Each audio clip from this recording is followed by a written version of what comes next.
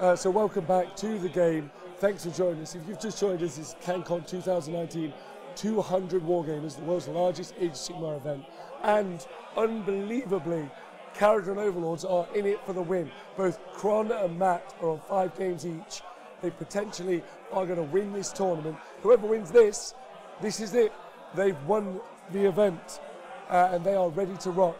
Thank you for bearing with us with the internet issues, but we're all good to go. The game paused, so we're picking up the game from exactly where you saw it left off, and we're kicking ass. So the guys are starting now. It's very sweet of them to hold. It shouldn't affect the game, and thank you again. Okay. There we go. All right, so update from the table. The last thing we saw was that Bloodthirster getting shot by the light skyhooks. 15 hits and wounds, so 15 6-up saves. Suffice it to say he didn't make them, and that Bloodthirster got killed so many times over it wasn't funny. The next thing we've seen is up here in this corner.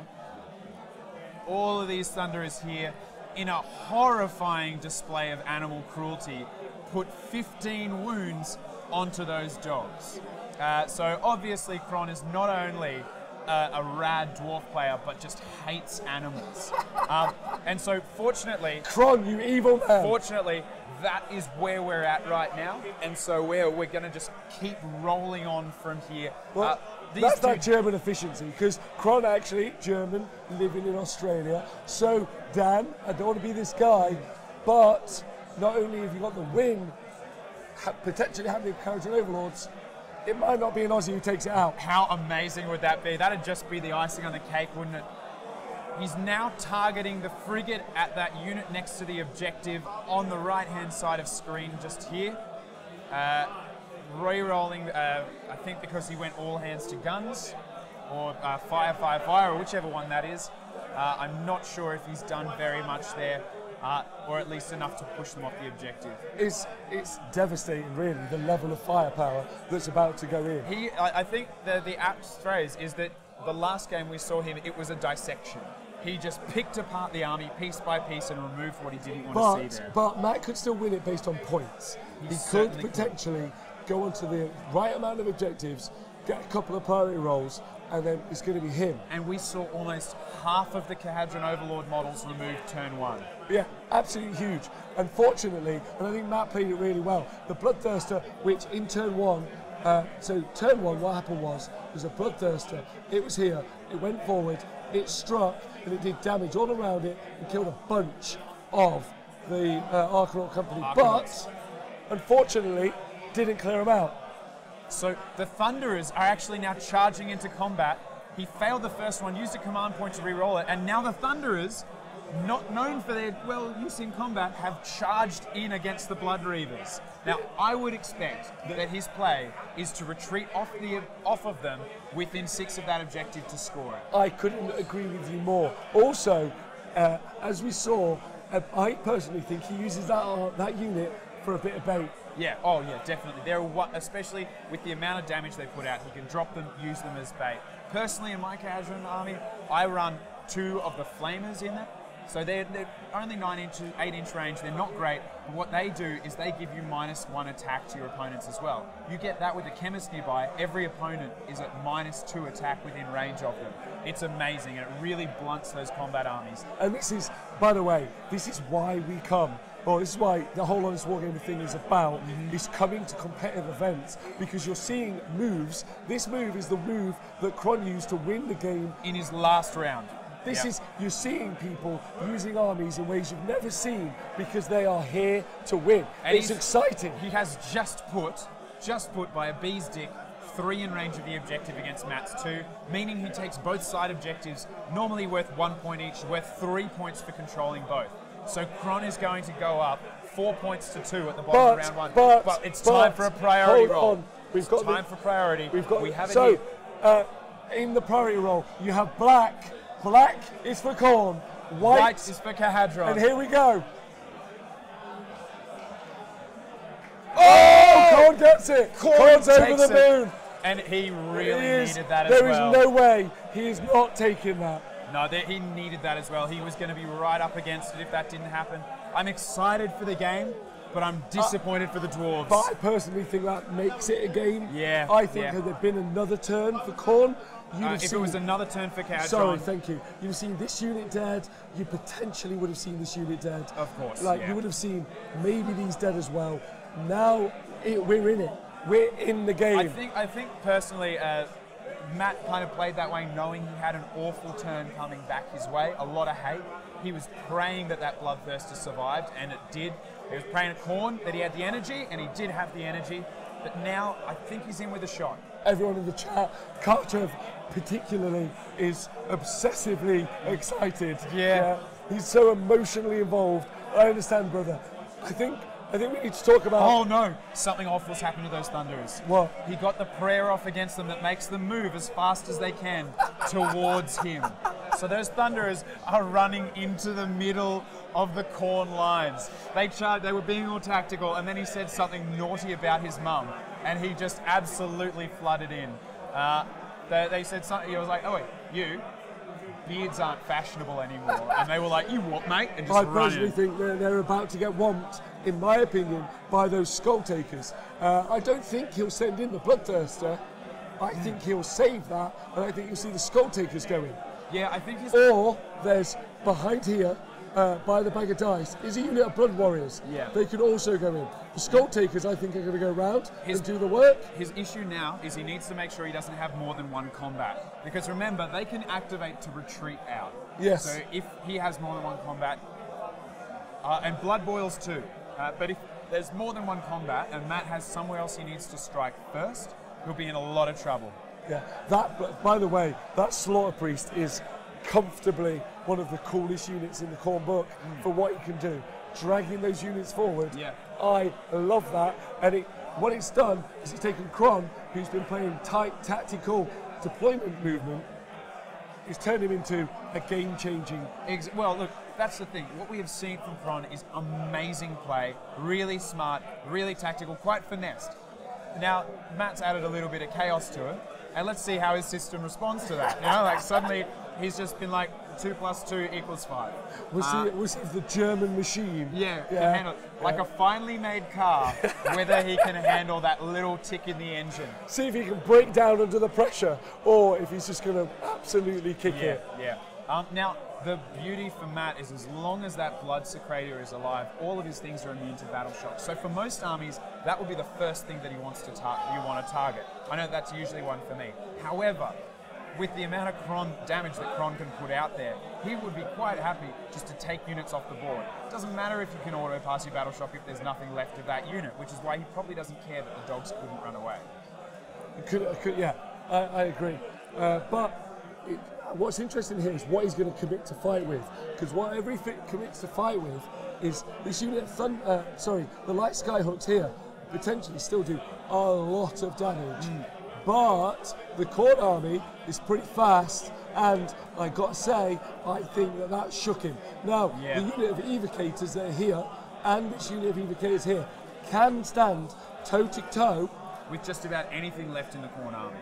And that's why I think it was such a good choice to include it in the army. Definitely. I guess, so if you're Matt, what objectives are you aiming to score? So he's aiming to score this one back. He wants to take it back. He's going to hold this one. But at the moment, he's 2 points down. So it's 2 to 4. He can't just get another 2 points. He can't. Yeah, it's 5 to... I assume that I didn't mean to press that. I'm super sorry, dudes. It's 5 to 2. It's 5 to 2, 1, 2, 3. It's 4 to 2. 4 to 2. 4 to 2.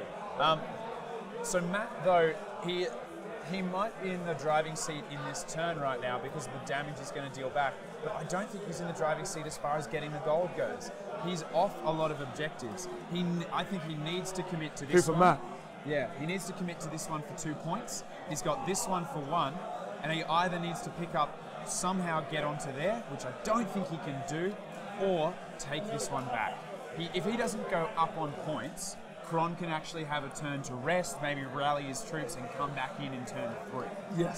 Yes. But what we saw actually, when we saw the Scorched Privateers play priority rolls were so pivotal in that. And his opponent just made no mistakes. He just kept getting the priority rolls, which meant he couldn't come back. And we might, Kron, if he wants the title, he's going to have to win one of those priority rolls, I think. Definitely, yeah. But this could be, the thing is though, this would be a really good turn for Matt. However, I don't actually see him doing that much damage to anything other than that unit of Thunderers. Yes. He doesn't have the board presence because he played so defensively in turn 1.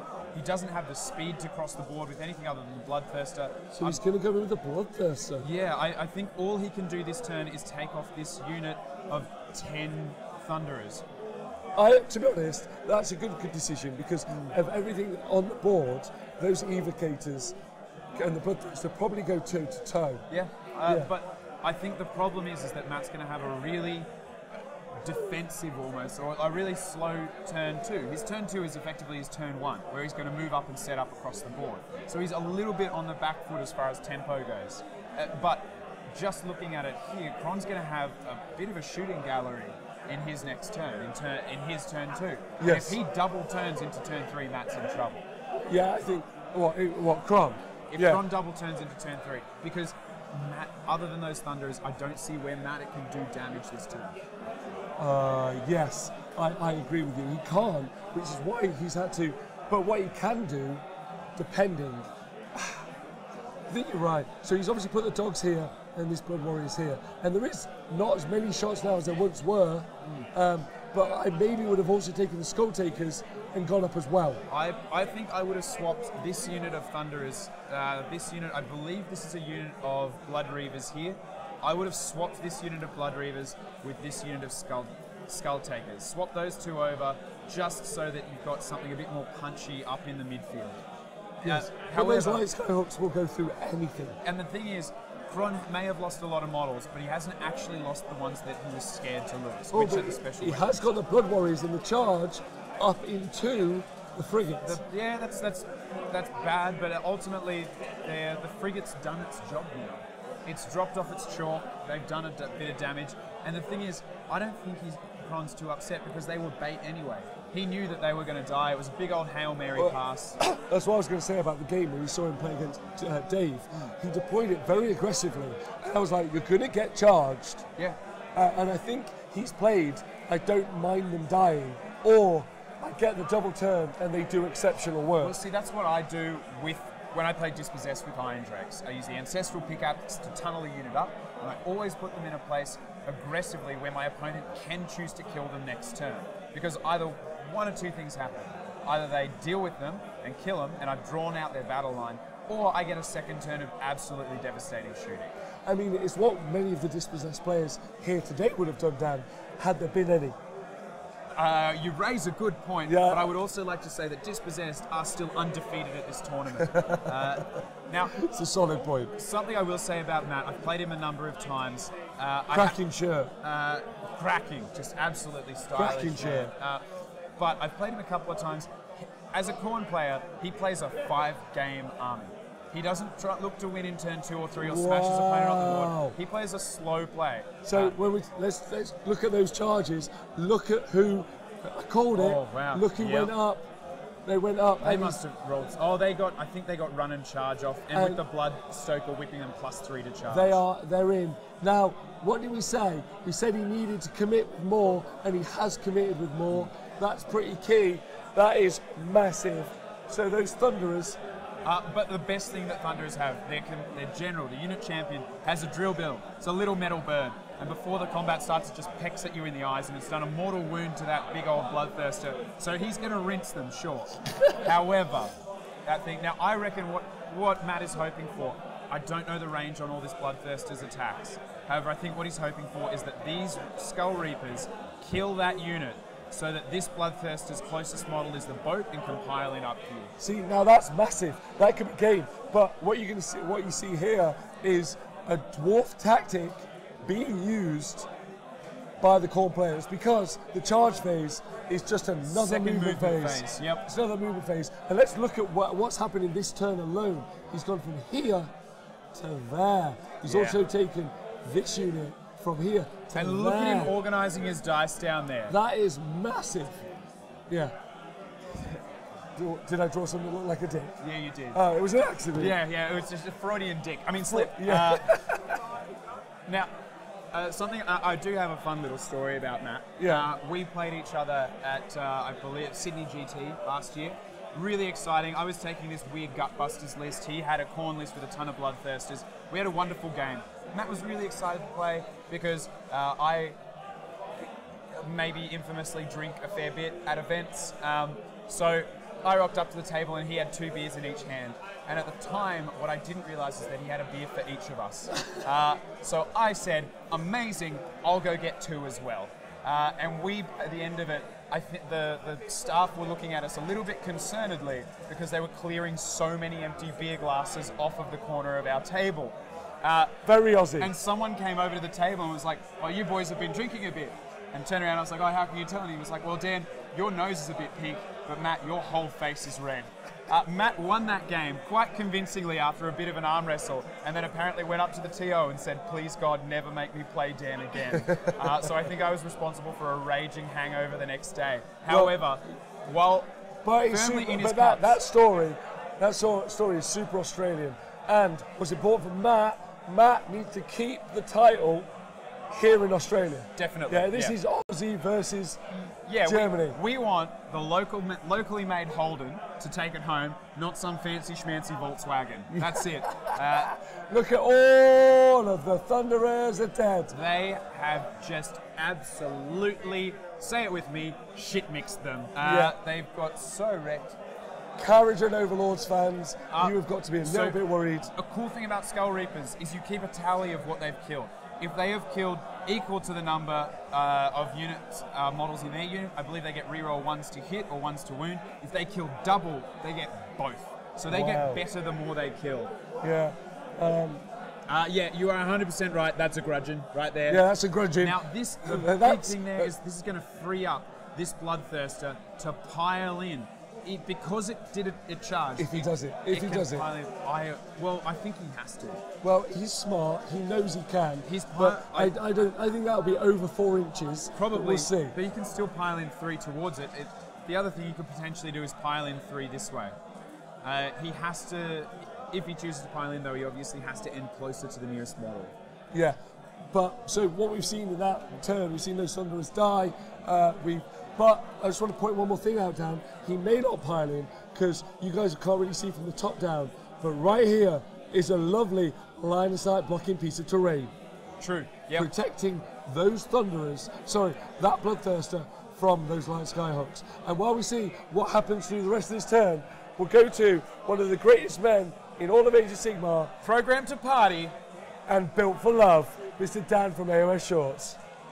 Hey guys, plenty of news to update you on. We have already got some deciding results in the top 10 tables. So let's run it through the tables as we have them.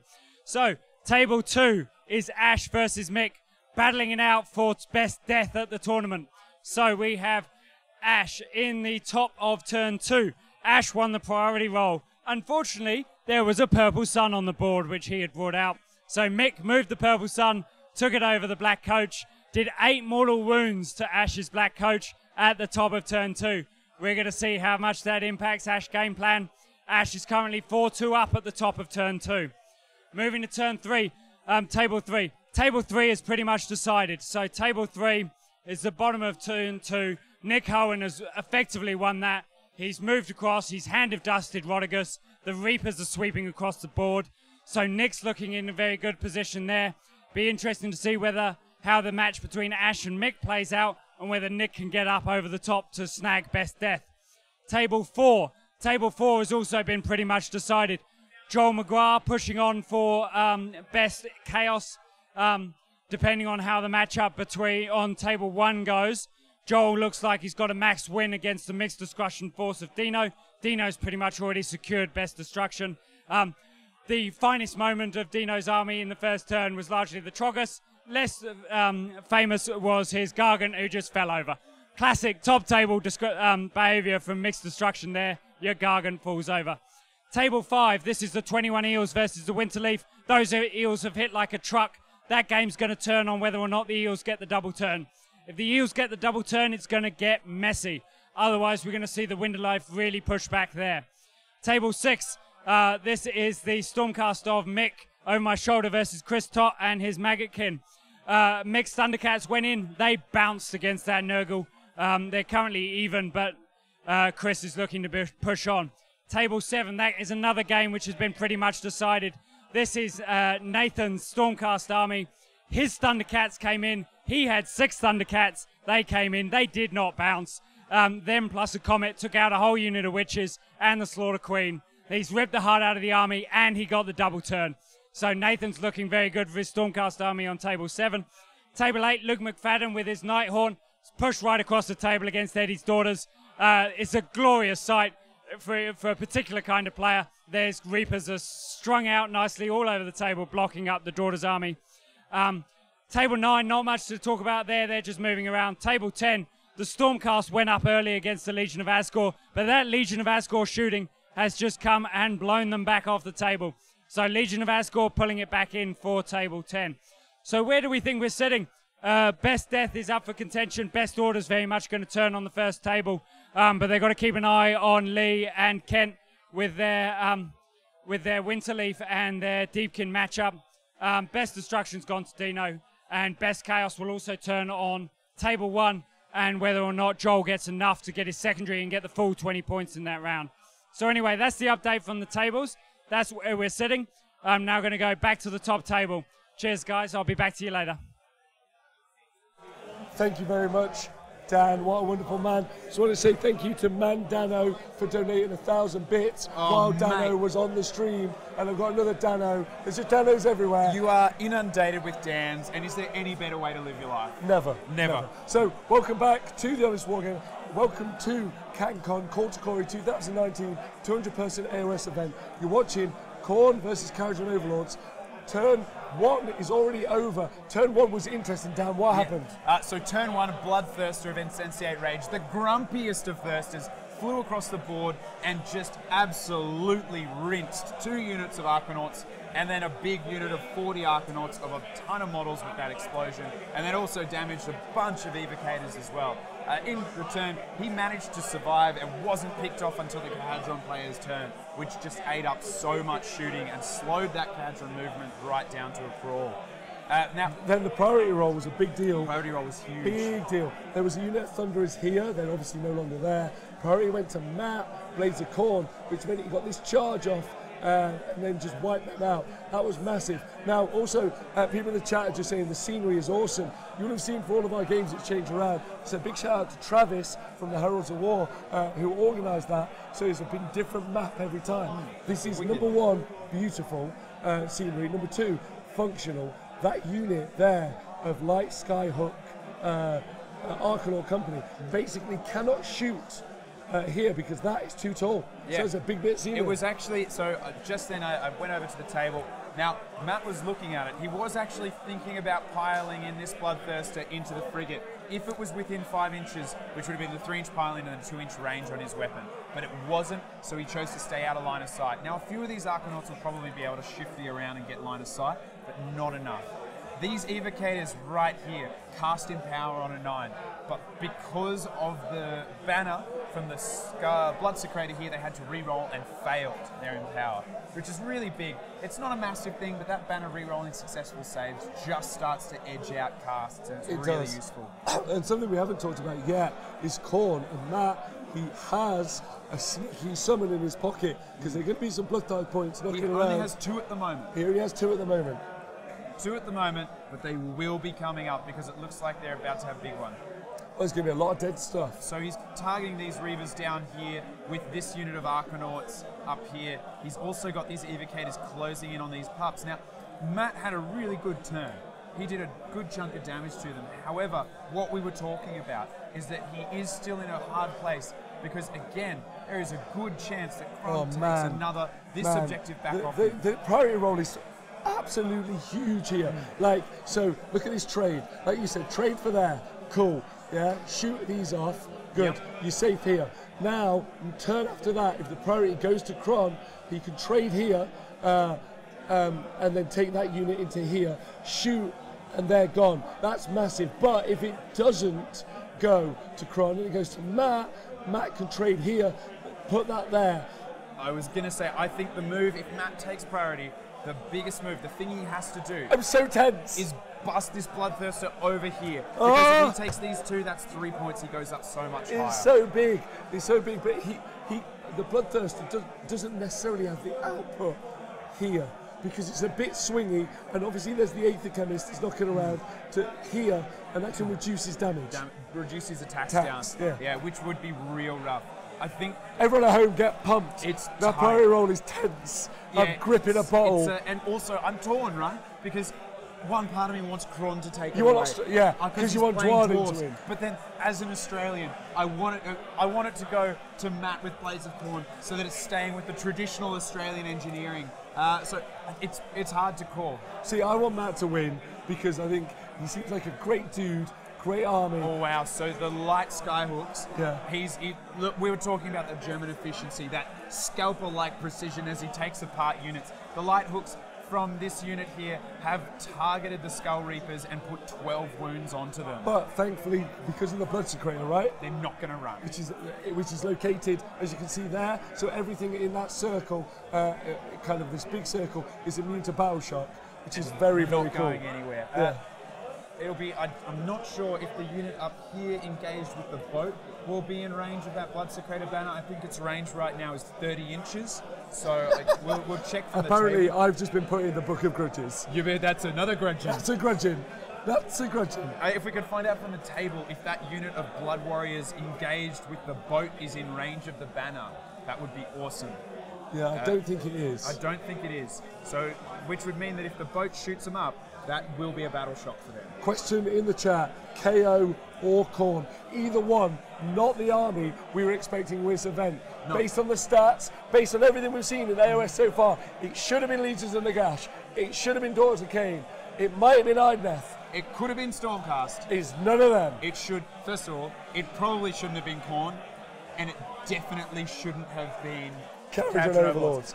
This is going to cause a row on the internet tomorrow. Just hearing from the table, that unit up in the top corner there is actually in range of the banner, which is real rough because it means that boat is either wasting its shooting on a unit of Blood Warriors or has to retreat out. Given that it stayed there, I'm assuming it's shooting into them. I reckon every Cancon Overlord player will say that every Blood Warrior dead is better. But they're not Blood Warriors, those are Blood Reavers. Oh, are they only Reavers engaged? The Blood Warriors are in the bottom right-hand corner. That's the Blood Warriors there.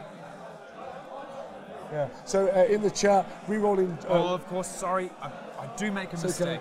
Okay. The Chemist has targeted this unit. The Chemist with the Aether Shock Earburst. Oh no! So I don't know if they'll have to take a battle shock test because of it. They will. With that particular bullet, they shoot whatever dies. They have to immediately take a battle shock, which is a really big deal. Everyone in the chat, thanks for joining us. I believe they will have to take that battle shock. We're just hearing from the table. They do at the end of the shooting phase. That's what happens. It's because it's in the shooting phase, it means they will have to take that battle shock test. No. No? No. Have they got the special bullet that makes them take the battle shock test? No. Where is the Aether Shock Earburst? It's okay. It's okay. Let's see what the guys in the chat saying, Dan. Yep. So it looks like people are looking at it. Yeah. People forget how to deal with shooting. It's pretty big, mostly because there's the whole meta has changed against shooting quite heavily. But look at these Kahadron just statistically, surgically taking apart the Khorne list. Now, it looks like that Aether Shock Earburster was used to clear those fighters off the back of the boat. So what's really exciting, obviously, the battle shot that happened from the earburst doesn't affect them, because Dan, those guys are inside that Blood Secretor range, which is 30 inches. Right. Which is big, right? Yeah, that's huge. That's what I said at the table, and they said, you should see my other one. Well, I didn't know what that meant. It looks like people in the chat are trying to send me messages. I'm sorry, guys, right now, there's a little bit too much to be doing, to be socializing. I love you all, but it's just not going to be happening. The evocators have charged the dogs in what we can only imagine will be the world's most awful display of pet ownership. This is not how you discipline naughty animals. Yes. Also, Cancon Overlords are in the stats at the minute. I don't know, but they're about to change them. Yeah, so that's good.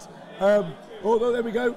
the evocators are in combat in the center. And once again, we see Kron displaying a horrifying aptitude for killing animals. Yeah, I like him as a person, but this is making me... You've killed 10 puppies. Yeah, do you know what I mean? You get someone call the RSPCA, They someone are call the evil. World Society for the They are Protection of evil. Animals, someone call those guys in the boats that are against whaling, because he killed a bunch of whales in his last game on the stream, and now he's killed a bunch of dogs. If you have a pet... He is the keep animal them hunter. safe. That's it. He's the hunter.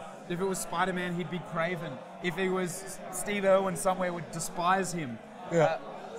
I wonder if he did a small juju dance to Yeah, make that happen. it's been some devastating damage. And at the end here, we can see all the objectives changing around. So center objective is held by blue. The bottom objective, that's still red. Center is blue. So that'll be 2, 3, 4 points up for Kron. So at the bottom of turn 2, we have gone 6 to 8 in favour of the Kradron Overlords, and I believe we're coming up to an absolutely gigantic priority roll. So it's another 4, so he's on 8. 8, yeah. So we're coming over for the priority roll. We're crossing live to the priority roll right now. Yeah, so it's black. Black is corn. Black is corn. White is Kradron. Good luck. Good luck. Oh, it's a draw. Oh, which means it goes to corn. It means it goes to corn. Oh, that is massive. Held priority. That is massive. It's so vile as well. Yeah. But so let's have a look what you can do. Skull takers, like we said, trade. Yeah. Corn, the thirster over here has to shut that down. Trade.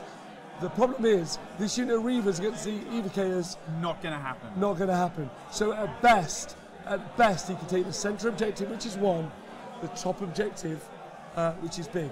But I don't think that that's enough, in my opinion. Yeah, everyone blaming each. Okay, so he has taken the turn, and Matt has chosen, using Blood Tithe points, to move the Reapers. So the Reapers are going to be moving. Yes, I think. Which means that we might actually see this happen here. We might see this unit come up to the top. That's the only and unit. This one move over here. He probably thinks that the Bloodthirster has a better chance against 3 evocators than against a ton of Arcanauts, which is probably fair. It's not the choppiest Bloodthirster. It's not the grumpiest. He had at least 6 hours of sleep. That's the right decision.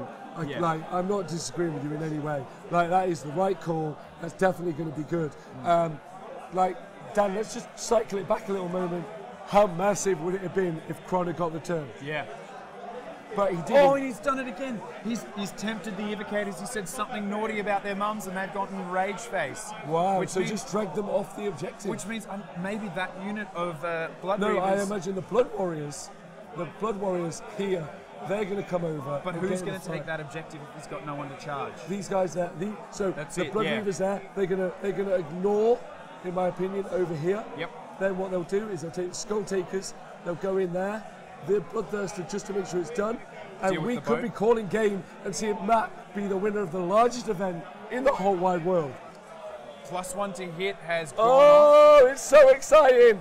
Come on, the artifacts, the Bloodthirster has the Crimson Crown, which means extra attacks on a 6. Okay, will my voice last till the end? I've been saving it all day. Let's hope so. Oh, those Reapers have been given +2 to hit as well. They are going to dust up whatever looks naughtily in their direction. Dan, this is the time you see someone say this. I could have won the world's largest event, but I failed a charge. Oh no. Oh no. I don't know how many command points he has in the bank. He has no blood type points, we know that. It's a big deal. He's going on in. to the movement Look, phase. that unit, because he had to move to shoot, it's 3 inches. Has he got pluses to charge? That's what we need to know from the table. I don't know who the Bloodstoker whipped to Fury. It's quite short range. I would assume it was the I Skull don't know Reapers. if he was in range. Which means +3 to charge, rerolls 1 to wound, which means they're not likely to mortal wound themselves if they stab themselves. Bill from the Rolling Dice podcast, thanks for the 1,000 bits donation. Mate. Are you rooting for Korn? Let's see. You know what we'll do? We'll pour those straight into Mr. Dan from AOS Shorts to provide more power for his party machine. And we'll see what he's got to say.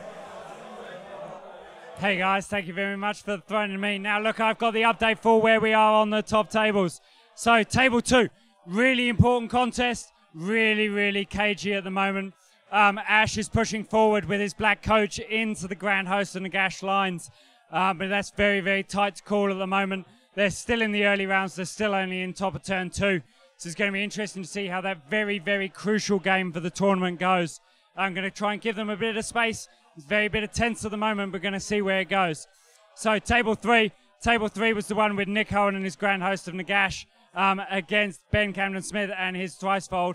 That is looking very much for Nick. Nick's in a strong position. Currently at the moment, there's 2 Great Unclean Ones fighting it out against Nagash right in the middle of the table. Very over the central objective. Very cinematic. But we will see how that combat goes. But it's looking good for Nick in that game. Table 4. Table 4 is a game which is pretty much decided for Joel and his Beast of Chaos. However, there is still, as always, when involving a Destruction Force, so many amusing stories. This story was Beast Lord went in to the Troll Hag. The Troll Princess took 9 wounds off her. The Troll Princess was very annoyed. With a curious slap of her backhand, she took down the Beast Lord, turned him into a Chaos Spawn. The Chaos Spawn then did a further 2 wounds to the Hag, but the Hag is still standing and fighting strong. So that Mixed Destruction Army is not going down without a fight. Table 5, this is the order off between the Eels, 21 Eels and the Winterleaf. They are at the top of turn 2. The Eels came in, they killed about 40 Dryads, but they, importantly for Lee and his Winterleaf, they did not get the double turn. So those guys are still battling it out for best order. Both can catch Alex on the top table, depending on the results on the top table. So those guys are still battling it out hard.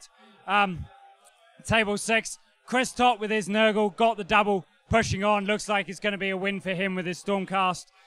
Table 7, no further update there. Stormcast are going to take against Daughters of Cain. Table 8, the Nighthaunt list of Mr. McFadden has pushed right over. They've screened off all of the Daughters, just racking up the points. Looks like it's going to be a win for Nighthaunt there. Table 9, 13-2 to Legion of Blood at the top of turn 2. So Legion of Blood going there. And table 10, the Legion of Asgore list of Tim Neal has been smashing up the victory points. That Stormcast early list lead has been well and truly rolled back. Legion of Asgore doing well on table 10. So that's where we are. The key matchups we're going to be keeping an eye on. Table 2 to see whether or not they can keep off Nick Hohen. And we're going to keep an eye on table 5 to see who's going to be best order, depending on the result on table 1. So let's go back to table 1 and I'll keep you updated throughout the rest of the round. Cheers, guys. Thank you so much, Dan. What a wonderful man. What a charming man. Yeah, absolutely. So, welcome back to Cancon Quarter Pro 2019. This is the final game. Both players potentially going to win. Well, one of the players is going to win the tournament. Yep. The only 2 people at the event who can win the tournament. Yep. We've got Cran from Courage and Overlords, Matt from Blades of Corn. Dan, what happened in turns 1 and 2? Okay, so turn 1, we saw Matt absolutely throw a fast ball, which was a Bloodthirster Insensate Rage, buffed up the wazoo, across the table, into those big blocks of Cadron, where he just was an explosive mortal wound bomb. He was Thor in Corn form. He was the Thorn Bloodthirster, and he did a huge amount of damage. Between combat and battle shock, he just absolutely rinsed them. He duffed up everyone he looked at, and then it took Kron into his next turn to kill him back in combat, which really stunted the movement of the stunties for that first turn. He also then Kron answered back by dropping a boat full of thunderers out of the sky, which shot up some puppies in a horrifying display of animal Loads abuse. of dead puppies. So many dead puppies. We have Ferris murder people tarring and feathering him as we speak. Then he managed to pick up a lot of objectives, as you can see on the score, and swing it back in his favour. And then Blades of Corn won the priority to hold into the game and had a big turn where they rinsed those Thunderers back and then captured the objectives, only to be matched by the Cadron, who did the same thing. Now it looks like a big old dust up in the middle. What we've seen here. This is turn 3. This is turn 3. Corn have gone first. And they've won 2 taken it. priorities in a row. 2 priorities. So this unit here of buffed up Skull Reapers have gone into the unit of the 2 units of Arcanauts. We've got these 3 Evocators surrounded by heroes and 5 Blood Warriors. You've got the Bloodthirster that's charged into the boat up the top. This could be a real rough turn. This could be the game. Yeah. This could be the game. Putting Matt as the world's top, biggest king champion of the world of AOS. Yeah, that's right. Yeah. Matt, he's actually said before he got to the table, he said, I didn't even think it would be an issue if I win it because I'm so goddamn good. Wow. That's what he said. Said that yesterday. Attitude. Yeah, right. Said that yesterday. Well, you know what? That's good to come in with that confidence. I mean, he obviously didn't have to face off against Dispossessed. If he had, this would be a different story. Fortunately, he's dodged the most powerful army in the meta. But look at this. The Dreadwoods, shouldn't you be playing in the Masters over in the UK? You gorgeous man. That's what you should be doing. Arias Gaming, everyone on Twitch, thanks for joining us. Thanks for being here. Can you believe KO almost won the event? I'm calling it now, Dan. I think Matt's won it. You think Matt's got it? Yep. All right, well, we will see because obviously there's a ton of attacks still to come. So what Matt, do you think? Do you disagree? Look, I'm not sure. I think, seeing that unit taken off. Oh! Yeah, wait, are they all gone? No, there's 3 left, but there. Do you know what that's, Dan? I'm going to say it now. That's a battle shocking. That's, those 3 are from a separate unit. So there's 3 here that have lost 3 from the unit, but it looks like they're getting absolutely stumped. But yeah, right now, I am the Oprah Winfrey of grudges. You get a grudge, you get a grudge, and you get a grudge. Every single person in the chat who's crossed me, every single person in the game who's killed in that character and overlord. Grudges for days, son. Yeah, calling it now. Apparently I'm in the book. You were in the book ages ago. Your name takes up about 50% of my book of grudges. I've been rooting. What a tight game. This really clever play, so many trades. Thanks for the bits donation. He's donated 1,000 bits. He's saying blood for the blood god. Corn. Yeah, Corn absolutely making it rain. Yeah. Right now, it's just like a scene from some kind of horrifying party where blood is raining from the skies. I think Thunderbolts and Lightning, who is very, very frightening, makes a really good point in the chat. Priority roll in either of those 2 turns, I think Kron won the game. Yeah, that's true. Yep. Yeah. Karchev feels like he's crushed. Yeah, I look. It's rough. It's rough to see. I think we do have these evocators down here. Now, there's evocators here. There's evocators here. I actually think that it might not necessarily be over. This unit here could shoot off this unit. You're right. There isn't a lot left for Korn. I know there's the Bloodthirster at the top. These evocators take this here. He picks up that objective, he takes these 2 objectives. He could potentially fling down here if he gets a double turn. Look, if Kron has turn, so Kron's got his turn now. Kron's got his next turn if he wins a priority.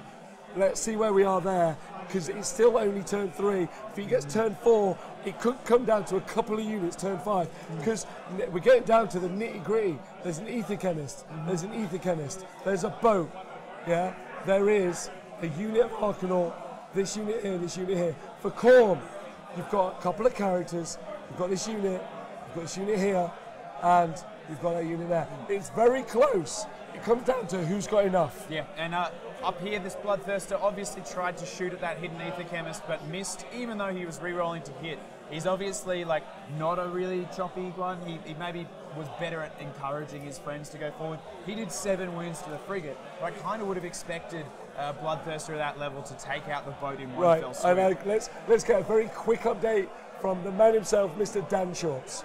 Very quick update from me, and that's because we have a result on table 3.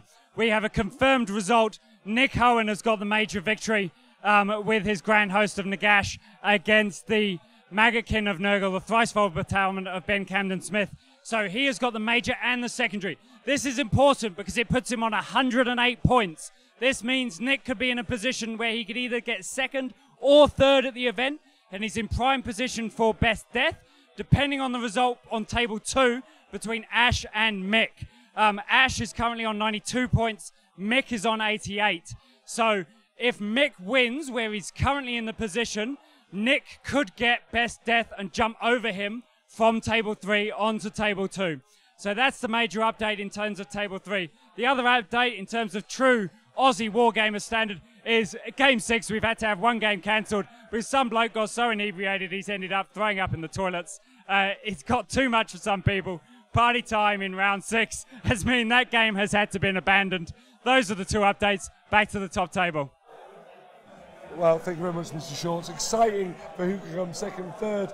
These guys, though, playing for keeps. Yeah, we're in the combat phase for Cancon here, and we've seen the unit of evocators, I think, taken off in the centre. No, the unit of evocators in the centre. There's still 3. That's them there. But look who is dead at the top. Yeah, at the top here, they have totally cleared themselves of any wrongdoing by doing wrong.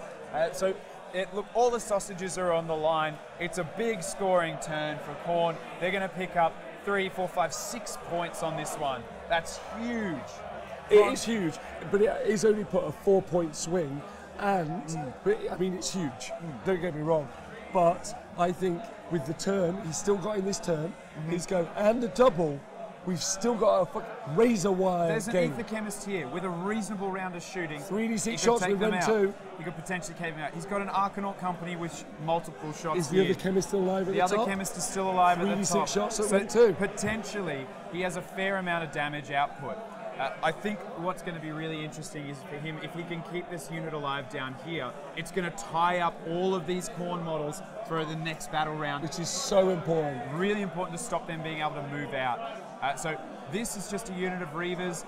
This down here, this up here is a unit of 4 Skull Reapers rather. And so I think it's definitely leaning Matt's way. He's in the driving seat, which I am 100% glad of, because I'd love to see it stay in Australia as much as I want it to go to the Dwarden. You've got to be so torn now. Right now, I feel like Natalie Imbruglia because I am torn.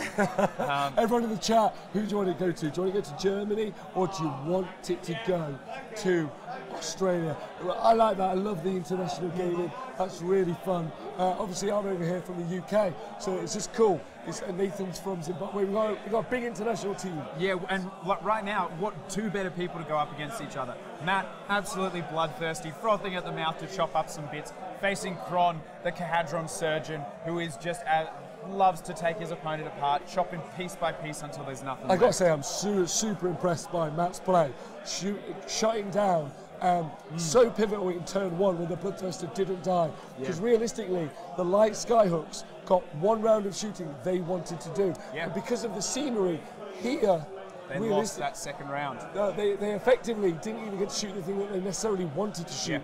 But the speed that those Skull Reapers, Skull Takers had to be there in combat and then back, absolutely fantastic. That was a really clever play from Matt as well, by using the Slaughter Priest to draw them in. He effectively used that unit to slingshot his Skull Reapers and his Bloodthirster across the table. It's an awesome move, super well done, very well executed. So he has a lot of experience with this army. He's been playing it for a long time and he knows it well. So the Evocators is no dead. No, there's 1 dead. No, I think that was a Slaughter Priest. Oh, okay. We'll find out from the tabletop exactly what's dead. We're still in combat for Cancon. 1 Evocator left. It's Cancun's turn, so that's what we're seeing now. So just the combat phase for them. And I think, Dan, I got to say, I'm going to say that if priority doesn't go to Kron, and he's lost 2. Yeah. Every priority roll has gone to Matt, and in order to win an event this size, the dice have to go your way as much as the play. Yep. Kron, an amazing move to score an objective with the Thunderers in turn 1. Yeah, incredible. He's used those particular models. Thunderers, a lot of people see them as the damage output. He's been using them like skinks. And also, we really have to remember that he's taken an understrength unit of Thunderers, 14 instead of 15, just so we can fit a chemist in the frigate. And to be fair, I consider Thunderers already to be slightly overpointed.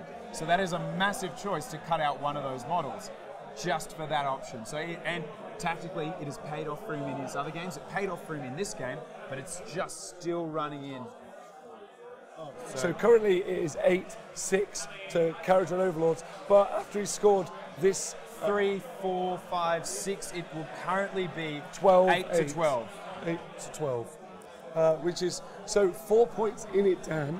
4 points. So there's definitely a guaranteed point on the left-hand side for Kron, but do you think he can get any more? Okay, here's the thing. If only he'd killed a few more models here, he would have been able to retreat this evocator and take this objective. As it is, I think if he can get a big run roll, he should retreat the boat out over to here. That captures that objective. There's nothing contesting it. Yeah, it's. Oh, wow. Oh, and Matt has played really well. He's used blood type points to activate this unit of Reavers and move them up to here in the Kahadron turn, effectively screening this unit of evocators. Depends how far they go. Through. However, with a big run, he might be able to totally ignore them. I personally, what I would be looking to do here is I'd be bringing the evocators in on this objective. See, he's changed his mind. Yeah. He knew he couldn't move it enough. I'd be moving the evocators here onto them. I'd be retreating this boat onto this objective here, and I'd be sending both of my chemists to deal with this unit. In fact, the boat retreat is such a massive point swing. Now here's the thing though, Zilfin has an ability where once per game in the hero phase, you can make a move with that boat. So he could effectively retreat the boat out of combat and then move it onto the objective. Wow. Which would be an amazing play. So here's my call. This is how Cron stays in this game. This unit has to take the middle. He's got to take it there. He's got two units of he's got two ether chemists. Yes. Sorry, I'm losing my marbles. And they are located the top left-hand corner, the top left and the top top right-hand right. corner. And then he has to move this boat using his ability out to there and then onto the objective. That would score him 3, He 4, could 5, still 6 win, points. Dan. He could still win. I think I'm so excited. Hopefully, go on. That would keep him in this game. I mean, Dan, if he gets the priority, he could win him this game. Oh no, I think he's missed this. He's used the ability on the boat to half his movement, but re-roll ones to hit. Oh, Terrible decision. That is. So let's just quickly add it up. Had he done that, he would have been just a retreat. Let's ignore the special abilities for a second. Just the retreat would have got him an extra 2 points. Yes. Yeah, that's massive. Then he's free to take this unit up here, get in the mix. No, into the middle with them. Oh, well, okay, yeah, into the middle if you want to. Personally, I think that's a bigger threat. So I would deal with this now. 2 ether chemists is 66 shots at them though. All right, okay. I reckon that's more than enough to clear him out. Okay, so there's the chance. But either way, he could get the centre, so that's 2. 2. Yeah, he could get the top, which gets him the other 1. But he's not getting the extra 2. So that would mean, that is 4, which would put him even. That extra 2, which he's not getting now, would have put him 2 above. Exactly. Wow. I think he's gotten the yips a little bit. He has. There's a glitch in the programming, and the Terminator has missed this opportunity. I do know the boat's wounded, so its movement isn't as high, but that ability that Zilfin has to move once per game would have been really useful. And that could be someone losing a tournament. Yeah. Losing a tournament. Running onto objectives seems counterintuitive, but especially this late in the game, yeah, it is. The rule, if anyone's looking for it, is called "There's always a wind if you look for it," and that's what he needed. He needed that wind in his sails, and it's a real shame that he's missed that, because with that and then a run move onto the objective, he would have been back in the lead. So Dan Elkington's asking a question. Obviously, there's still 2 turns left, but because this is happening at the top of the end of turn 3, if he gets a priority roll, this is Cron, then that means he auto scores those in his next turn. So he does it twice. And all he'd have to do is send these evocators down here, and he would score every point on the board in his 4th turn. Yeah, that's massive. That's the reason turn 3 priority often is such a big deal, because you get a flip of points. Definitely. Yeah. And I think if he had played that, he would have had it. I think how he's doing it now, it's going to be tight to see whether he can achieve this or not. I would 100% be making sure that my general was within range of this unit in case they fail the charge. I wouldn't be risking it. I wouldn't be taking a single shot at this unit here, because you don't want him taking away the closest models and making it a bigger charge. What's he doing here? I think he's doing what you suggested. I think he's bringing these evocators to deal with the Skull Reapers. If he needs that middle objective this turn. I mean, yes, but taking the Skull Reapers off, because, I mean, it depends what he wants to do. This unit here could come over there and contest that objective, but if he gets the turn, those guys can just blitz them, no problem. So he could go for the murder, and then go for the murder, right? And then that leaves him safe, and Matt doesn't have many ways to counteract. But I think he's got the yips, like you said, and not moving the boat potentially has cost him the game. Because the thing is, that boat is his ability to pick up objectives late game.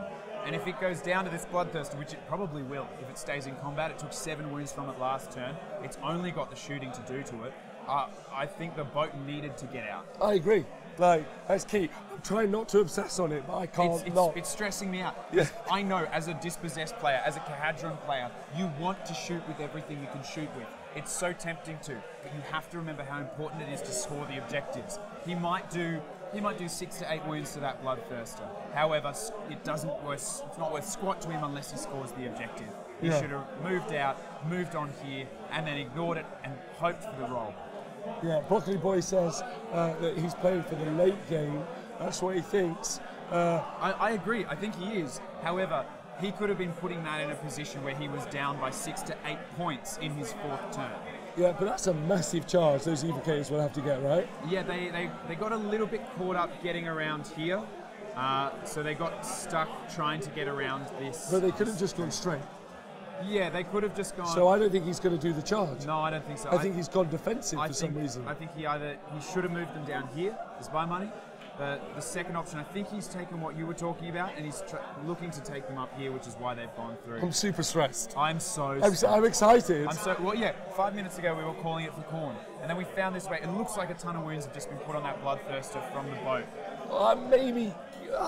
No.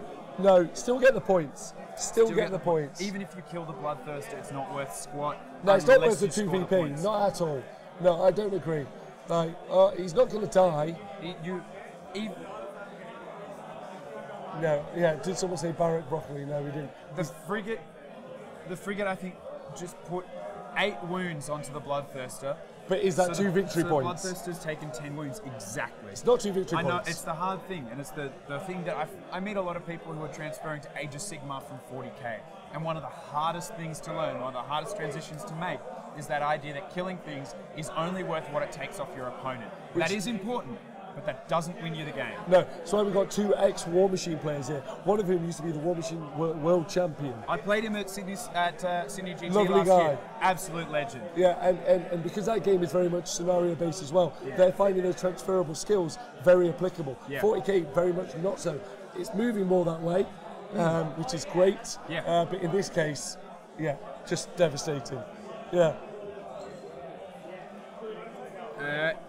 Look, I do agree that if he kills it, it's worth more in the next 2 turns. However, if he doesn't, that Bloodthirster now gets to hit him in the combat phase. It's cost him 2 VPs, and Matt doesn't have to worry about being down on points. No, and also if he retreated, it wasn't just worth 2 VPs because of this. It's because, this is worth, this is worth 2 on the right-hand side because of the unit, because of the objective on the left. Sorry, plus 2.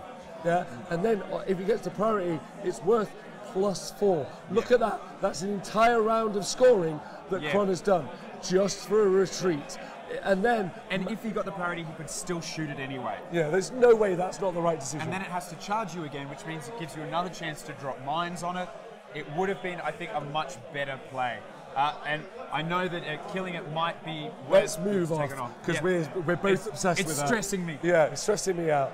It's stressing me out. But maybe we can take a quick break now. The last evocator down here, we're in the combat phase, manages to kill the priest. Kill the priest? That's big because he's affected the game so much. But it might be a little too late. There's also, I don't know if, I think the shooting on them was pretty bad. It looks like only 1 died. The shooting on the Skull Reapers in the top. This is real tense. I think that Bloodthirster is now going back into the boat, which is going to be rough. Not really. He's wounded a lot. Bloodthirsters, they're not true. I think the boat only has 5 wounds left, though. Okay, could go down. Could go down. It's only a frigate. Yeah. Don't forget. It's only a frigate, not an ironclad. That said, though, there's no bloody ironclads here, and there's one man who's won 5 games with a frigate. With a frigate. So maybe we should shut the hell up. We should. We don't know what we're talking about. We're not talking about.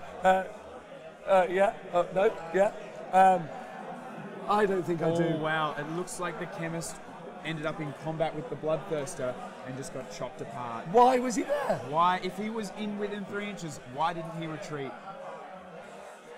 Oh, I think devastated. Game 6 might have just pushed the limits of Cron, because I think, again, he stuck around with 2 units. The boat's gone. Bloodthirster See, kills the boat. so what did you gain? Gained nothing. He gained shooting at the Bloodthirster to put wounds on it, which was great. But by retreating out, It wasn't great. It doesn't matter if you do 0 wounds or like. And to quote someone earlier, it doesn't matter if you lose by 1-6 or 8 6s. You still lost. And now this objective here is It's Matt's uncontestable. for the rest of the game. Yeah, like there's no way that wasn't. Heartbroken for Cron. That was big. Also, He's got to be feeling the pressure though. yeah, definitely. Yeah, he's got to be feeling the pressure. That is. Yeah, but we're gonna while we recover. Well, Dan, I need a breather. Yeah, I need a cup of tea. Yeah. Yeah, you don't get many of them in this country, but I want one. No, we'll go find you one. It'll be weak, white, and wobbly. Right, but while we do that, we're gonna go to the man who is my cup of tea. That's right, Mr. Dan Shorts. Hey guys, just a quick update on where things are standing. So, table 2, there's some big updates here, which is going to have a big impact on the event here. So, table 2, Mick. This is the Grand Host and Nagash with the Reapers against Ash's Nighthorn. It looks like Mick is going to be up. Nagash is getting very, very angry. Reapers are coming back. They're sneaking onto objectives. Mick is starting to rack up the points, and he is pulling away. So now, remember, Mick is on 88 points. So 88 points plus a major win plus the secondary would push him up to 108. Now that is the same that is the same point score as Nick Hohen, who's just won on table 3. So that means Mick and Nick would be on 108 points. The thing that could decide who's going to get best death and the podium places could be sports. So the way the sports scores work is that you get up to 5 points per round from your opponent. So most players are expected to get 5. That's largely etiquette based. There is a scoring system for that. Now, the deciding factor can also be the best opponent votes. So each player gets to give 2 best opponent votes out of the 6 players that they play against. So if any of these top players have got a best opponent vote, they will get 5 points. Now why this is crucial is because the difference between a major win and a minor win, or a major with a secondary and without a secondary, is 4 points, while a favourite opponent vote is 5 points. So if you get those favourite opponent votes, you could jump over someone who has got more secondaries than you. So it's going to be really crucial for us to get an eye on, and going to give us a bit of uncertainty in where the standings are lying. Now, we have also seen Alex struggling on table 1, the frigate and the boat going down. So what does that mean for best order? That means that he might be stranded on 96 points, and you then need to look to table 5 over my right shoulder. That is between Lee and Ken, with the 21 Eels versus the Winterleaf. It's looking like the Eels are up there. So if the Eels get a major win and the secondary, it is possible that those Eels list could jump Alex for best order. So that is where things are on the tables. There's no major other updates for you along there. Legion of Blood won on table 9. So that means that the Warherd list, the plucky Warherd list that we have been following through the event, has ended 4 and 2. So that's 4 major wins for Warherds and 2. That's still going to be changing the stats for them.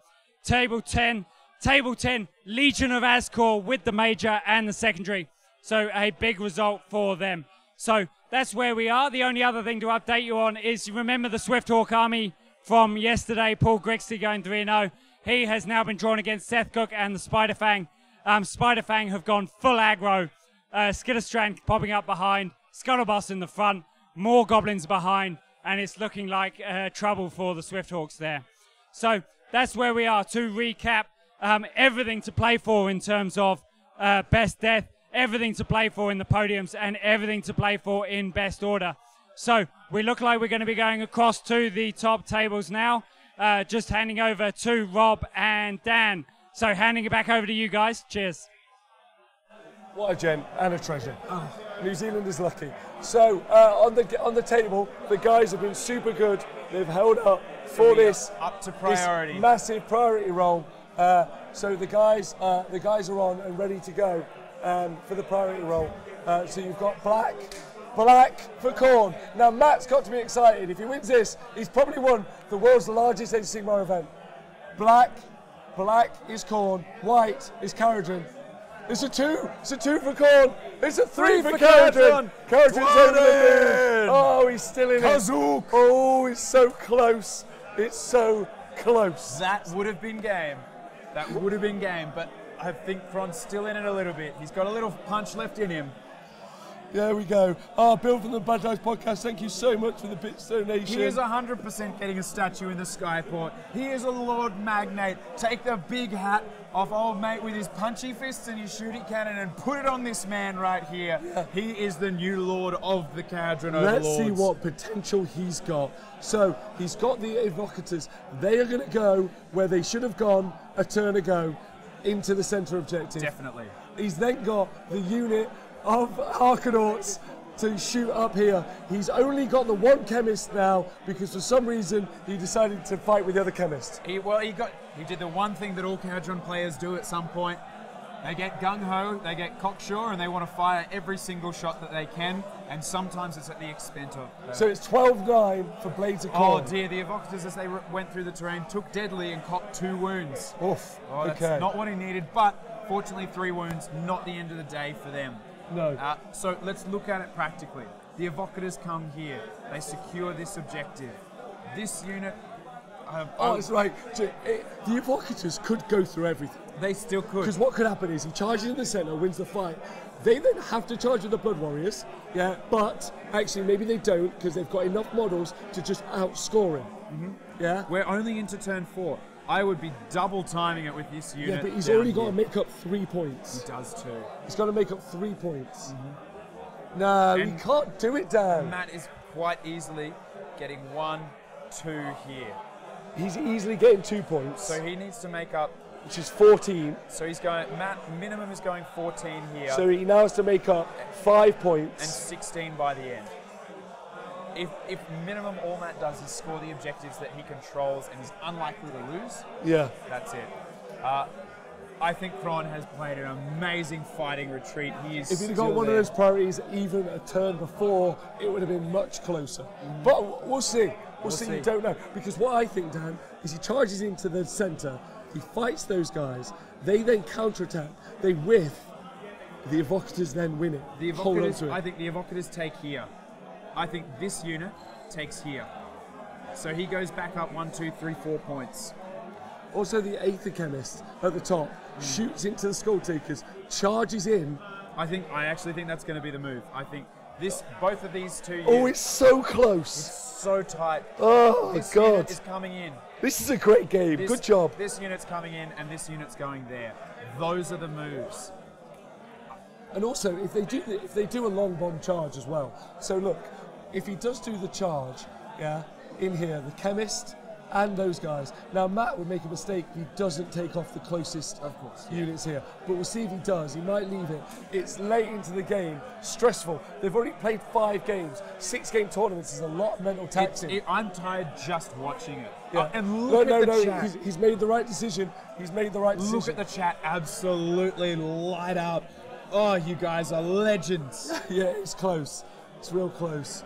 I think, look at what Cron is squeezing out of what is left in his list. Yeah.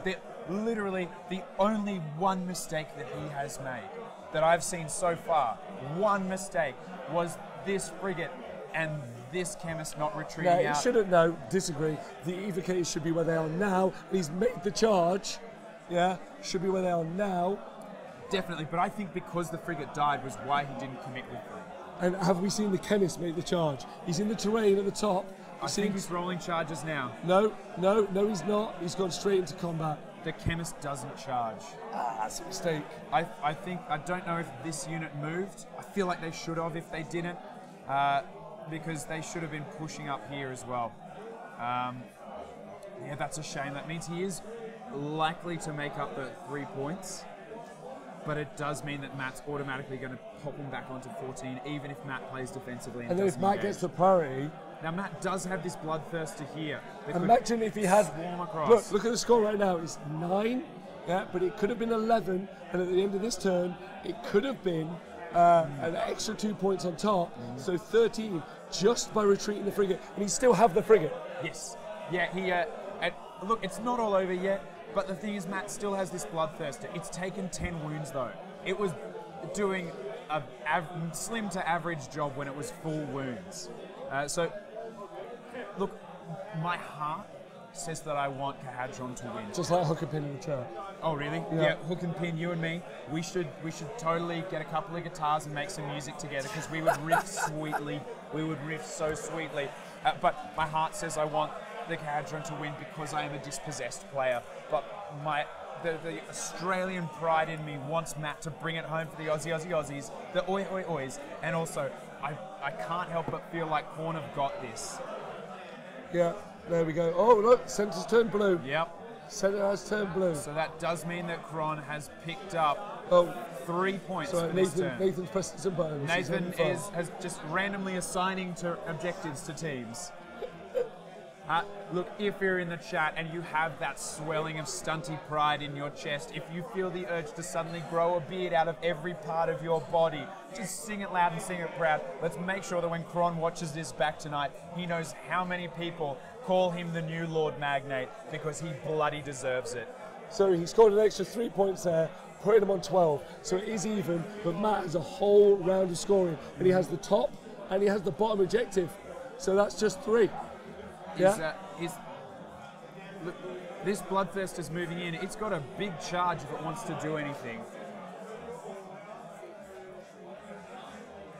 Oh, awesome. Thank you very much. So we're just looking at what the top 3 would look like, I think, if the game was to end with Matt winning.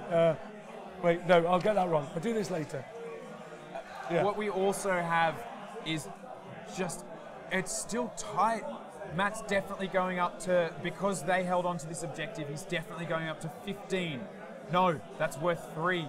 He's going 15, up. But then the one on the side is 1. 4, so he's 16. But you know, he wouldn't be scoring that one on the 4, Dan. I'm sorry. We need to let it go. No, I can't. We're watching Dwight and we love a good grudge. We love to hold on to our problems. The sing-song story of that man winning the tournament with the Carrigan Overlords. But Korn have not taken, like, I got to say, Korn haven't really done, like, number 1 placings very often. I believe that move with the Bloodthirster around to here was using blood type points to do a move at the start of the phase. Now he's moved up to here. I think Matt's getting a little bit cocky. It looks like he's coming up now to clear out this Chemist, which is really the only threat to his units up there. I wonder. Now this is obviously not ever going to happen, but I wonder if that Chemist within 6 and Matt, just because he charges, ends up not just losing the objective. Like, I doubt it, but you'll see. Matt's played a really tactical game. I'd be Matt, surprised if he made that. We've been talking about Carrigan a lot, but Matt's played amazing. Putting the Bloodthirster in to hold up. He's got to be over the moon that it didn't die in that first turn. Over the moon. Then his movement and that big long charge with the Skull Takers has got to be that was key. That slingshot. It was like, you know, Apollo 13 where they slingshot around the moon. Tom Hanks comes back out the other side and everyone's cheering. That's what that Skull Reaper slingshot was. And also, what's really good was in deployment was his placement of all of his heroes in the centre here. And then that meant that he's kind of been fighting up and down this line around his characters, as opposed to he's never ever gone over here, and I think he decided early in the game which I think is the right move with focal points. There's so much to capture. You pick your battleground and you fight over it. Now, Kron has played wide across this entire front. All of the objectives playing for everything. He rolled big and he did really well in those first few turns. But Matt came in real clever. He chose where he wanted to fight. He knew he wasn't as fast and couldn't pick everything up, and he didn't have the range. So he just focused in and made it work. So here we go. These are Blood Warriors. I'm pretty certain that's who's charged in. Blood Warriors. And the Gore Priest with a Hack Blade. The Slaughter Priest. We've also got, I believe, a Blood Stoker going in there. Just everyone. And what they're looking to do is just outnumber that unit. Yeah.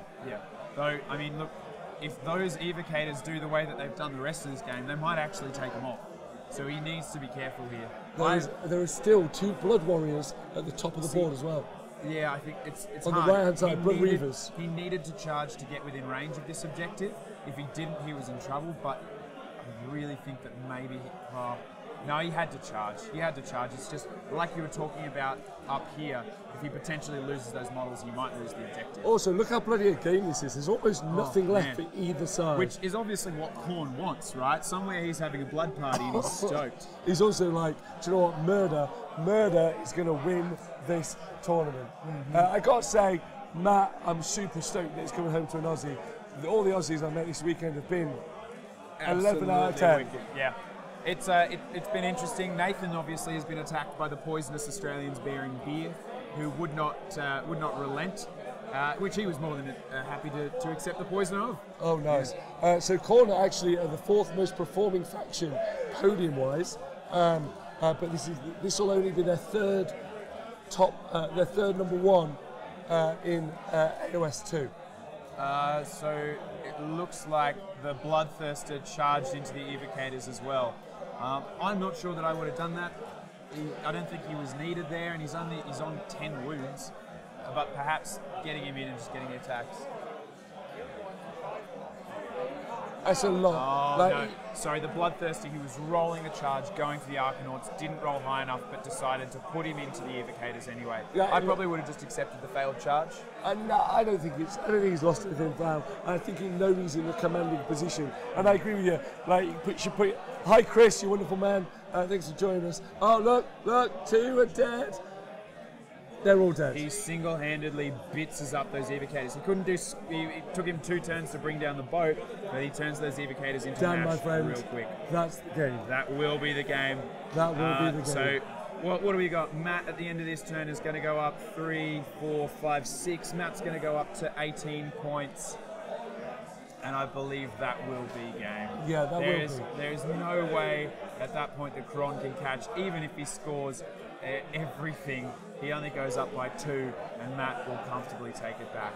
Yeah, that is just devastating, but also amazing because Matt is one of the top players in Australia with a very tight corn list that he has infinite amounts of practice with.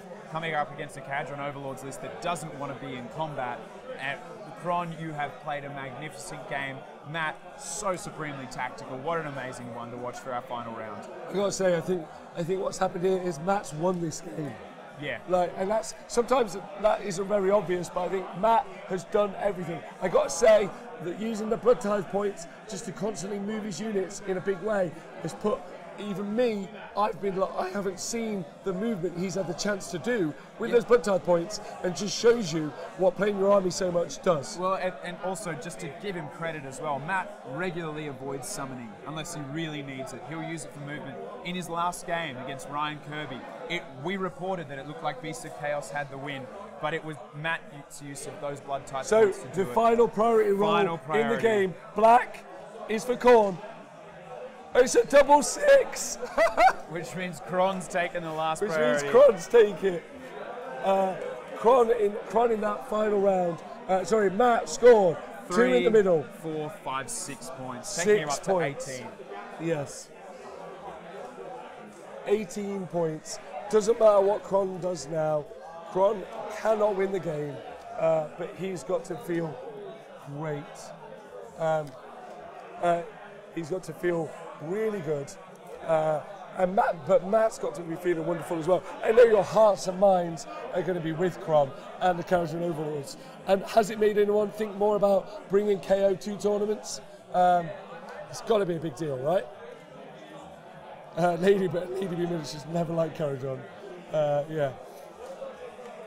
At least take the Bloodthirster down. At least take the Bloodthirster down in the final act of defiance. I think that would be quite key. Yeah, kill the Bloodthirster. We're all on board with that. Yeah. I think that's it. You want to go for that final little vanity play. You need to get a bit of that pride back and absolutely smash it. But yeah, I think. What's that? 7 lonely little Arcanauts. They've been standing out there like a shag on a rock for the last ages, just holding that objective, and they've watched all their friends die. There we go. There we go. Get it off. Yeah, a round of applause. Yeah, well done. Well done. I mean, that's the hearts and minds. That's the hearts and minds. Yeah. But do you know what Matt should do? Matt should, and to quote one of my favourite films, should leave no doubt. Yeah. He should murder every dwarf left on that board. And I would be surprised if he doesn't. Yeah. They should all be dead, and then he should stand there with his army on the tabletop, knowing that he is the current best player to have ever won the largest event in the world. Wow, what an awesome way for it to go out as well. We've discovered a new Lord of Khorne, the mightiest of Lords of Khorne. He's fought his way through 200 people to get here. We've got a new Lord Magnate of Barak Zilfin in Kron, and what an awesome game, right? It's been wicked. Ups and downs, and also, ins and outs. turns 2 and 3 were so goddamn tense. Yeah. It really could have. I mean, the priority rolls were massive, huge. But also, I'm not going to mention it, but if you've listened a bit, there's the boat situation. There's hashtag boat drama. Honestly, I still feel. I'm wearing a vest. I'm wearing a suit jacket, and I want to take it off because I feel too tense. Constricted. Yeah. Feel tight. Yeah. Look. Kron had an opportunity to sneak that boat through border security and get it onto the land. Also, look at the fairy tale we could have told. Kron beat the master of Australia. Beat the Australian master. Fairy tale. He has played an amazing tournament. Fairy Both of these tale. players are the only 2 players to go 5 major victories up to this point. Yeah. What a legendary achievement. You can find both of these lists on thehonestwargamer.com. Just search if it either Kron or Matt, the lists will come up. Or just search on the There's Cancon. one left. There is. And you'll be able to find those army lists straight away. There is one left. One left. And I. It's the game. That's the game. No, I it's believe a priority roll, that's the no? end of turn 5. That's the end of turn 5. It's the right end there. of turn 5. So at the end of turn 5, Matt will score another. Matt will miss on this objective because of that one Arcanaut, meaning that our final score will go 13 for Kron, plays 18, 19, 20, 21, 22, 23, 24 for Matt, 13 to 24. What an absolute cracker of a game. Yeah. Long live the Lord Magnate, skulls for the Skull Throne. Yeah, so that's a win. Wow. That was a great game. I'm exhausted. I was so tense. Yes. I was so wrapped up, and Wow. there was a fairy tale story there. Yeah, there was a Cinderella story for both armies, and But that's you what know was what Matt awesome, did? right? Matt was like, "Welcome to Australia. It's violent. Yeah. Everything is gonna die. Get out." Everything here wants to murder you, which is just the way of life here in Australia, and it was the way of life on that table. Every time Kron dipped a little toe in the water, there was a box jellyfish ready to nab his feet. Every time he went outdoors, there was a magpie swooping at his head. Every time he went to the beach, there was a spider biting him on the hand. There was no safe place for him. Imagine how Matt's feeling right now. The world's largest Age of Sigmar event, and he's the champ. He has smashed his way through 200 players to get here. That is a solid effort. Amazing. And because those were the only 2 players on 5 major victories, he has taken this tournament. He's the winner. He's got it. He's the champ. So he's got to be feeling chuffed. Now you can find his list on thehonestwargamer.com if you want to go find that and research it. I'm going to be bugging him and telling him he should write a guide. I also think Kron should write a guide. Oh, definitely. Kron won his last game in what a move that an Aussie to me earlier said.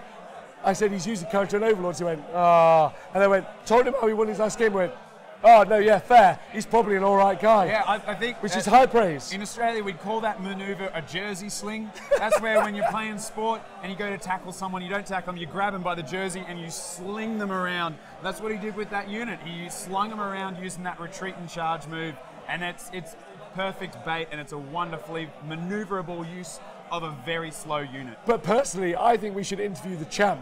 Oh, I'm definitely. pretty certain he's coming to the table. Yeah. We're going to get to find out. Just FYI, you guys, Dan, you've been amazing. Thank you for that. It's been wicked. You guys in the Twitch chat, I hope you've enjoyed it. Thanks for joining us. It's been amazing. If you liked what you've seen, supporting the Honest Wargamer via Patreon or Twitch will help us do more in the future. Yeah, everything that you give, every bit, every subscriber, every person on Patreon, it all goes into making the channel bigger and better in every single way. So thank you to everyone who's been a part of that. However, I now have to hand over to a man who is, at the minute, set in the history books, because no one has won an event this size in AOS in the world, and it's an Aussie, and he's kept it. This is Dan. Wait, is that another Dan? I am now with Matt here. So Matt, how does it feel? Matt, how does it feel to have taken out the event, to have won Gore Pilgrims on the top table, all of those major victories? How does it feel, mate? Yeah, pretty good. Yeah, I'm stoked. I was not feeling confident going into a lot of my matchups, to be honest, especially the last one with the amount of shooting we had on the table. I'm really stoked, mostly because I got 6 good games, and you know, that gets thrown around a lot, but they were 6 really close games, which turned on their heads at points. So yeah, awesome. So how did the game plan? This was a game that you're going to be right up against it. 2 large flying creatures against the KO, all that shots, all the bonuses against flying creatures. What was the game plan, and how did you go? Well, the main game plan was to keep my Wrath of Khorne Bloodthirster in the game. That's why I sort of bubbled up and wouldn't allow the boat to drop in to hurt him.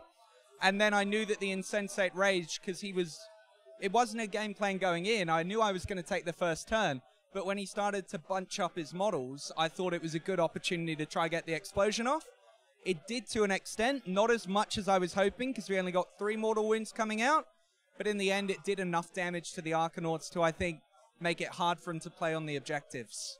Yeah, so you were really focused on the objectives. Did you feel that there was anything else that you would have done differently? Probably not in a result that you were so successful in.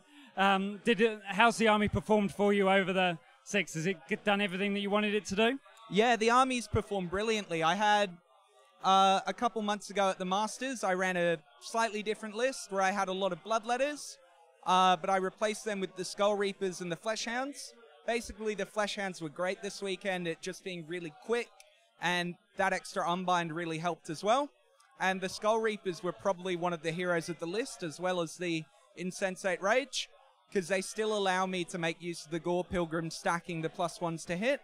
And as you could see in that game there, once they sort of get ahead of steam up and they start to re-roll, they're just an absolute murder train. Oh, awesome. Love a good murder train. Khorne will be very happy. So sort of tell us the path that you got here. What were the matchups that you had? How did the games go? Was there anything that you were glad that you missed in the pairings? Well, my run through, I started off playing Legion of Blood, and that was a really, really good game. The only reason I was able to make that somewhat comfortable was because I managed to get a long charge off with the Bloodthirster and kill Neferata, which was huge because I knew then my opponent had a unit of 40 skeletons, and I knew it was going to be massive that they couldn't come back afterwards. So after that, I was able to sort of consolidate. My second game, oh god, this is so rude. I've hours and hours, days ago. Mess up with the order of things, but I played Gloomspite on day 1 as well, and on that mission I got smashed about, but just about managed to hold on objectives. I ended up playing War Herds today. Similar story, they smashed me about but managed to clinch the objective in the end. To be honest, throughout the tournament I haven't focused much on killing people. I played Daughters of Cain as well. Didn't focus on killing people. Sometimes it happened, but mostly it was just playing on the objectives. Yeah. So they're all important, keeping the eyes on the prize, getting the gold, getting the objective points, and winning the scenarios. Yeah, just getting the scenarios down. It was really key during my game today against Legions. I would have lost if I'd just gone to kill him, because I found it really hard to kill a zombie dragon who was the general, and in the end I managed it. But if I hadn't started playing on the objectives, I think he had to make decisions he wasn't happy doing. So I would say that's the main thing. Play for the objectives and wait for an opportunity to come up. Oh, excellent. Sage advice there from the winner. Sage advice from the guy that has gone 6 major wins. Stunning, stunning result, mate. Congratulations again. Cheers, mate. Stunning weekend's work. Congratulations again. And we'll now go back to Rufio and Dan at the desk. Congratulations. Oh, I'm exhausted. I don't know how he feels. It must be tough being brilliant. And massive congratulations from me. Yeah, what an heroic effort making that happen. It's not hit him yet, you can tell. Yeah. He's got to like take it in. Wait a minute. He's got to be like, hold on, yeah. I am currently the master of the world's biggest Age of Sigmar event. The universe. You know how they're like Miss Universe because it's the only pageant. Yeah. He is Mr. Age of Sigmar right Wow. And it was a wicked game as well, start to finish, right? Yeah. There were highs and there were lows. Yep. It was tight. It was amazing, and just I am exhausted watching it. I'm jittery. I'm stoked to see how well KO have done. Like new Lord Magnate. 5, man. Faux show. 5. Yeah. 5. That's just huge. Yeah, in the chat, people were saying the best that they'd done, the best that they'd seen was 3-2 at 5-game tournaments. 5. Yeah, that's LLV. That's going to skew your stats for sure. 5. This right. is massive. Look, right, talking about massive. We need a coffee. I'm just going to put. We're going to be back in 2 minutes. Well, 5 minutes. Who knows? 2 of the best men in Warhammer, Nathan and Dan. They're going to talk about what it was like doing their jobs. Those guys, and from me personally, Dan and Nathan have made this event amazing for me. Yeah. You guys have been wonderful. We're going to talk to them, see how they feel about being brilliant. Cheers, guys. So, like, Nathan, how's it been? You've been at the top tables. You've been watching the top competition throughout the weekend. How's it been? It's been extremely lacquer. The whole experience has been very lacquer. The Australian scene is just amazing. I was going to say, what are the things that you're going to take home back to the Northern Hemisphere, back to the UK, of the Australian wargaming scene and Australian wargamers in general? I'm going to take back a very severely damaged liver. These guys, they know how to enjoy the beverages that are available all over the country. A bit too much goon and a bit too much blue tingle, I think. I've learned some weird names of weird drinks, and it's been a good time. But the standard of hobby been super impressive, and the spirit in which they play the game is just amazing. Yeah, that's certainly one of the things that I've taken. Like, everyone here, there's not been a single bit of tension really in the room. Everyone's super relaxed. Everyone's playing it in the spirit of the game that it's intended. A lot of handshakes, a lot of high fives, a lot of crazy calls across the floor. Certainly something I'll take home. Definitely. I mean, you can see if there's something that's a bit one way or the other, they'll come, they'll sit or stand next to each other, talk about it, measure it out. The guy that where it goes against them, that's the way it is. Whatever, yeah, let's carry on with the game. Don't like get in a huff and a puff and get wound up about it. It's only a bloody game.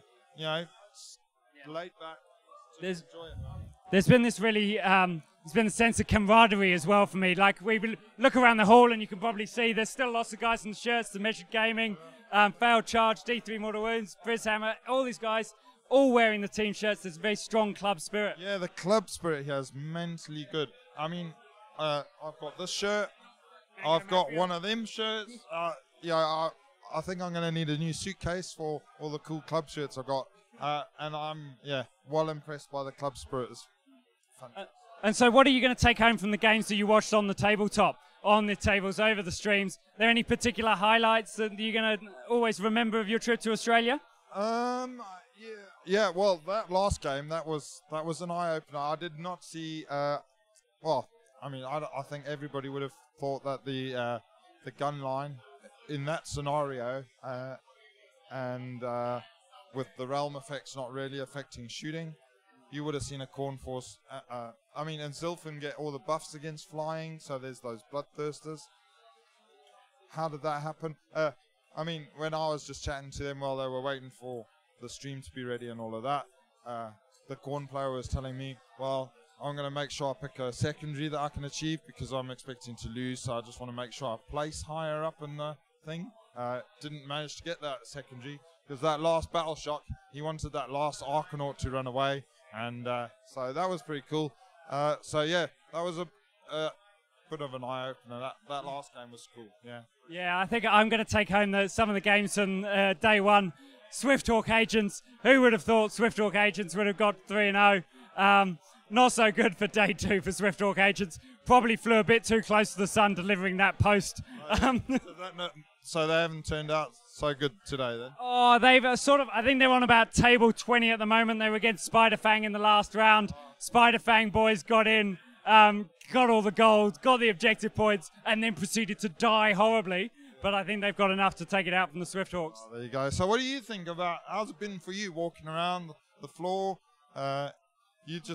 I mean, that's a different thing. It's a very different thing for me. Like, it's my first time doing this. It's been great. Like, when I was making my plans for Cancon at the end of last year, I was like, no, I don't want to play. I'll get too competitive. I won't see people. Like, there's so many people I know from the Australian wargaming scene through online or discussions over Twitter, etc. And so it's just a case of I want to get here and talk to people. And this has been the perfect job, the absolute perfect job. I couldn't wish for more. Get around, talk to people, hear stories, hear ridiculous calls. Like there was the Empire General on Griffin with the Sword of Judgment managed to one-shot the Ethereal Amulet, Vampire Lord and Zombie Dragon. The Troll Princess getting teleported across the board, stealing all the gold, winning the game. So many great stories. That destruction list, I mean, yeah, he's played a blinder with that list.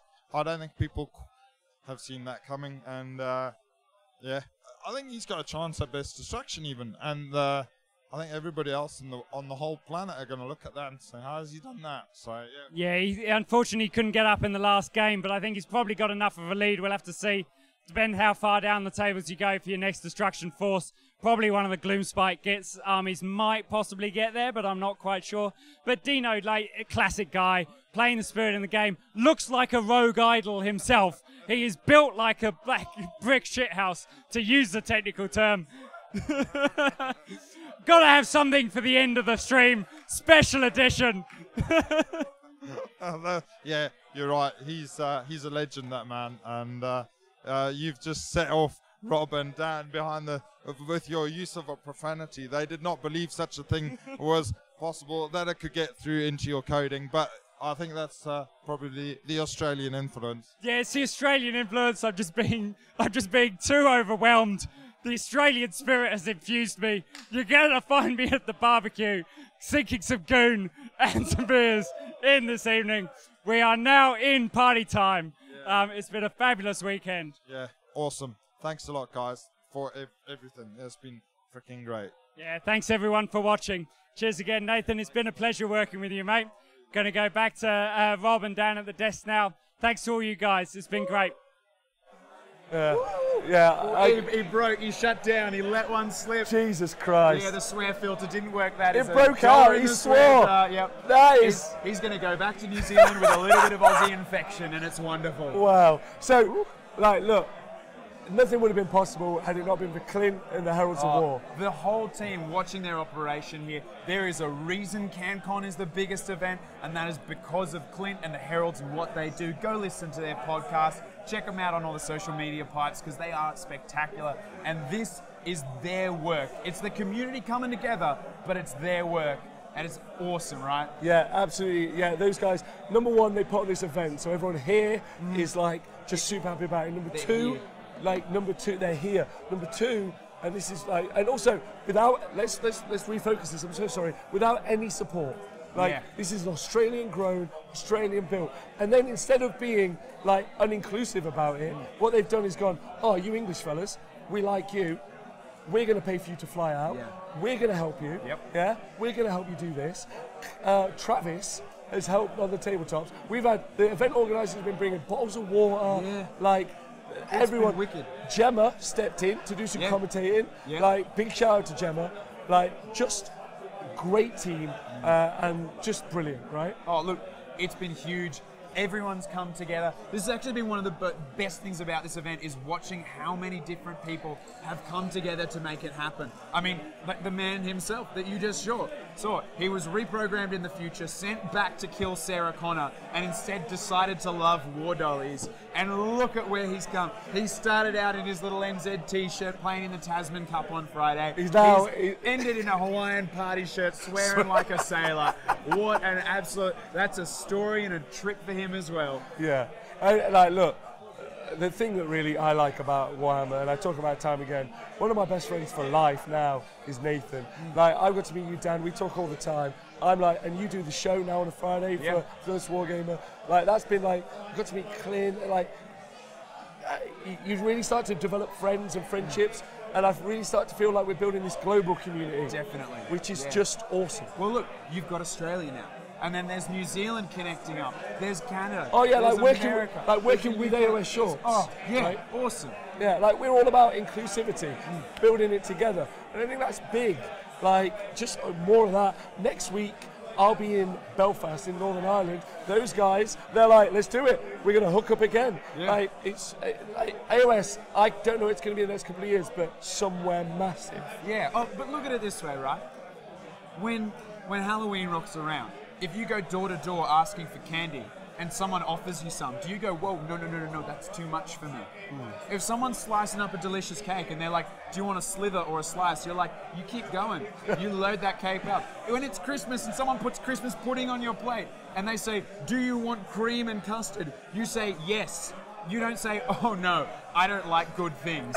Every single element of this community is a good thing. There's the cake, there's the cream, there's the custard, and we just keep ladling it on thick. It's true. And that's why it's such a great place to be right now. There's so much sugar, there's so much sweetness. And you guys out there watching or watching back, whoever you are, if you didn't watch live, you're just watching it back, you're a part of the crew too. You guys are awesome. Yep. You're all honest wargamers. Like, that's what's great about it. Like, we're all one team. So, like, let's just get on board. I'm excited for the next event. It's going to be hard to top this. I think the next largest event ever is going to be Bobo. Sheffield Slaughter's coming up. You got loads. You got LVO, the guys in America. Big love to you. You got your event soon. Yep. Like, And everyone, hit up the Heralds of War on the social media pipes. Tell Clint, make it 400 next year. Yep. That's it. 400. 400. If it gets to 400, I'll drink at Goonbag. Oh my God. Can you get live on stream? Rob goes from human being to silver lady. It'll be great. Look, and I found a man in our custom t-shirt yesterday quoting the show. And there's no way better to say it. Yep. Because Cron almost proved it. So, hey, to be fair, Matt did a pretty good job of proving a down-and-out army that isn't at the top of the stats can do it as well. Yeah, and big love to Matt. But any army can be a winning army. Yep, if you stop being a little sook about it. Come here. You're great. You're great.